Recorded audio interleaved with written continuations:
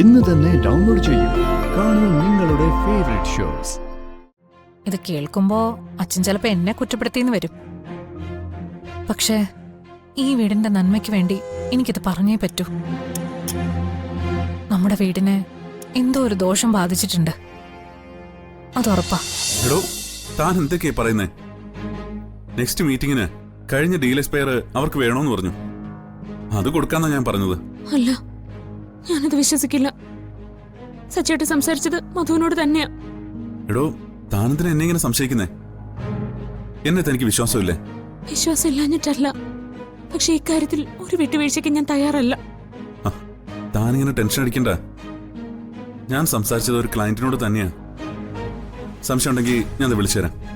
താൻ അവരോട് സംസാരിച്ചു നോക്ക്. വേണ്ട, ആരോട് സംസാരിക്കണ്ട. പേടിയാണ് സച്ചേട്ടാ. അനുപെണ്ണെ കിട്ടാഞ്ഞിട്ട് ആ ഗുണ്ടകൾ അച്ഛനോട് ചെയ്ത കണ്ടില്ലേ? താൻ ധൈര്യമായിട്ടിരിക്കെ. അനുപേട്ടനെ നമ്മളെ രക്ഷിച്ചിരിക്കും.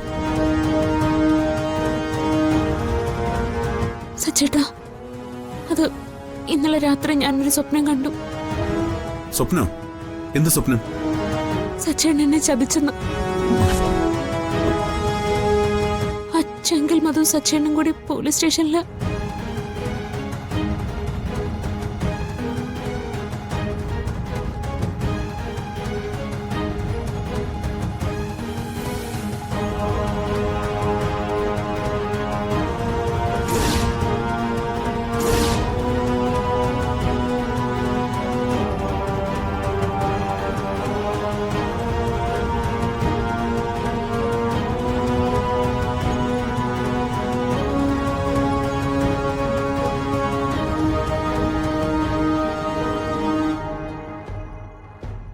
എടോ, ഇതാണോ കാര്യം?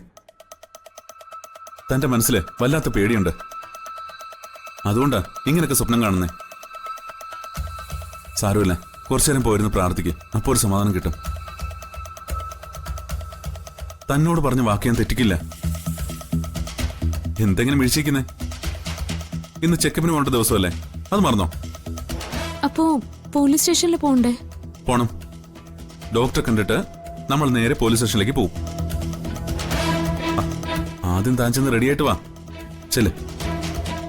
ചെല്ലടോ.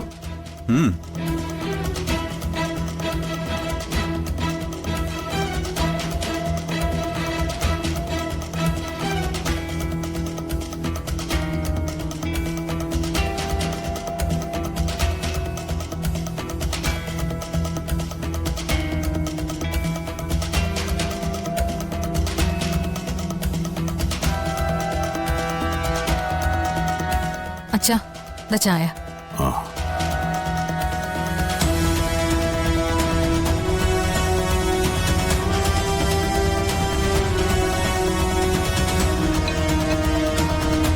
സന്ദീപ് വിളിച്ചിരുന്നു? ഞാൻ അങ്ങോട്ട് വിളിച്ചിരുന്നു. നന്ദേട്ടൻ ഇതുവരെ ഉറങ്ങിയിട്ടില്ല. വേദന സഹിക്കാൻ പറ്റാതായപ്പോ ഒരു ഇഞ്ചക്ഷൻ കൊടുത്തിട്ടാ മയങ്ങിയത്. എനിക്ക് രാവിലെ തന്നെ ഒന്ന് നന്ദേട്ടൻ്റെ അടുത്തേക്ക് പോണം. നിന്റെ കാര്യത്തിലാ അച്ഛനിപ്പോ ഏറ്റവും സങ്കടപ്പെടുന്നത്.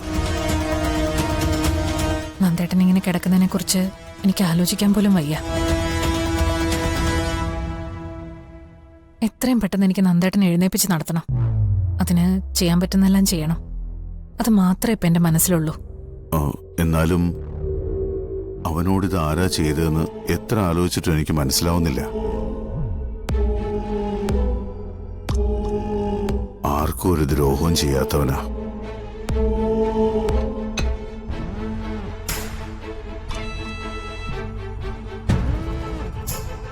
മോളെ, ആരാ ഇത് ചെയ്തതെന്ന് എന്തെങ്കിലും ഒരു വിവരം കിട്ടിയോ? പോലീസ് അന്വേഷിക്കുന്നുണ്ട്. അതാരായാലും അവനെ ഞാൻ വെറുതെ വിടില്ല. എന്റെ നന്ദേട്ടനോട് ഇത് ചെയ്തതിനുള്ള തിരിച്ചടി ഞാൻ അവർക്ക് കൊടുത്തിരിക്കും. മോള് വിഷമിക്കണ്ട. അവനോട് ഈ ചതി ചെയ്തവർ ആരായാലും ദൈവം അവരെ വെറുതെ വിടില്ല. എന്റെ മനസ്സ് അത്രയ്ക്ക് സങ്കടപ്പെട്ടിട്ടുണ്ട്. നന്ദേട്ടൻ എന്നെ തീരെ ഇഷ്ടമല്ലായിരുന്നു. പക്ഷെ എനിക്കെന്റെ നന്ദേട്ടൻ എല്ലാം ഒന്ന് ശരിയായി വരുമെന്ന് വിചാരിച്ചിരുന്നതാ. അപ്പോഴാ ദൈവം എന്നെ ഇങ്ങനെ ചതിച്ചത്.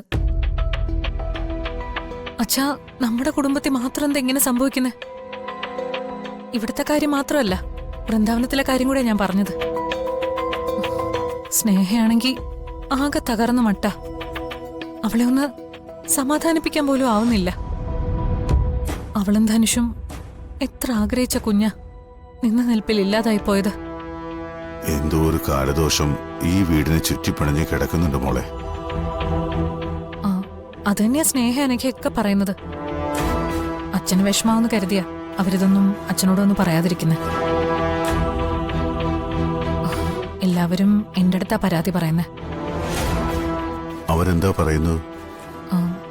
അച്ഛനോട് ഇത് പറയേണ്ട ഭാരം അവരെന്റെ തലയിൽ എടുത്തു വെച്ചു. ഞാനിത് അച്ഛനോട് പറഞ്ഞ അച്ഛനത് എങ്ങനെ എടുക്കുമെന്ന് എനിക്കറിയില്ല. നീ പറയുന്നതെല്ലാം ഈ വീടിന് നന്മയ്ക്ക് വേണ്ടിയാണെന്ന് എനിക്കറിയാം. നന്ദനു വേണ്ടി നീ ചെയ്യുന്ന ത്യാഗം അച്ഛൻ മറക്കില്ല. നന്ദേട്ടന് വേണ്ടി ഞാൻ ചെയ്യുന്നത് എന്റെ കടമയാ. അതിലൊരു ത്യാഗവും ഇല്ല. ഞാനങ്ങനെ കരുതുന്നുമില്ല. പക്ഷേ സ്നേഹയ്ക്ക് സംഭവിച്ചത് ഇനി ഈ വീട്ടിൽ ആവർത്തിക്കാൻ പാടില്ല. നന്ദേട്ടന് പറ്റിയതുപോലെ ഇനി ഈ കുടുംബത്തിൽ ആർക്കും ഒരു അപകടവും സംഭവിക്കാൻ പാടില്ല. മരണത്തിന്റെ വക്കീന്ന നന്ദേട്ടൻ തിരിച്ചു വന്നത്. ഇതിനൊക്കെ കാരണം ഒന്ന് തന്നെയാന്ന് എല്ലാരും പറയുന്നേ.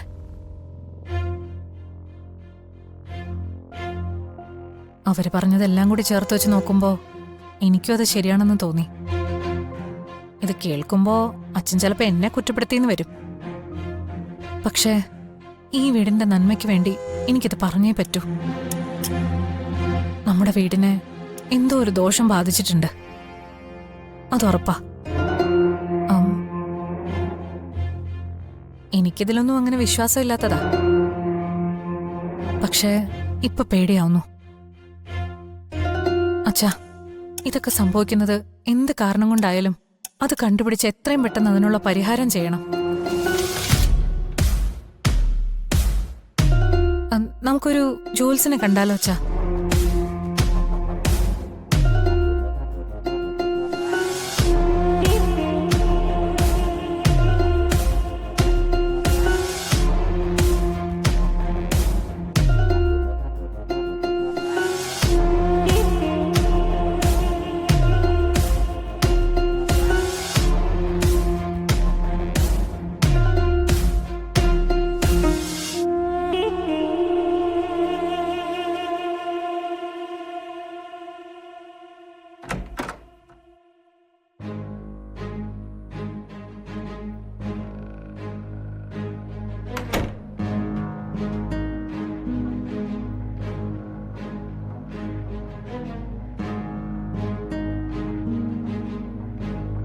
അച്ഛൻ എങ്ങോട്ടെങ്കിലും പോകുന്നുണ്ടോ? എനിക്ക് ഒരാളെ പുറത്തുപോയി കാണാനുണ്ട്.